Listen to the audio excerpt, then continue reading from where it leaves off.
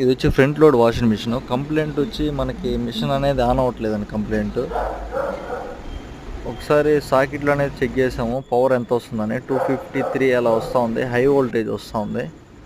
ఇక్కడ మిషన్లో చెక్ చేస్తే మనకి పవర్ సప్లై అనేది రాలేదు.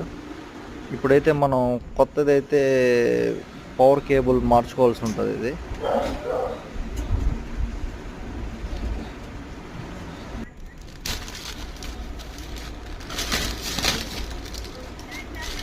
కొత్త పవర్ కేబుల్ మార్చేసిన తర్వాత ఆన్ చేసాము. ఆన్ చేస్తే పర్ఫెక్ట్గా అయితే ఆన్ అవుతా ఉంది.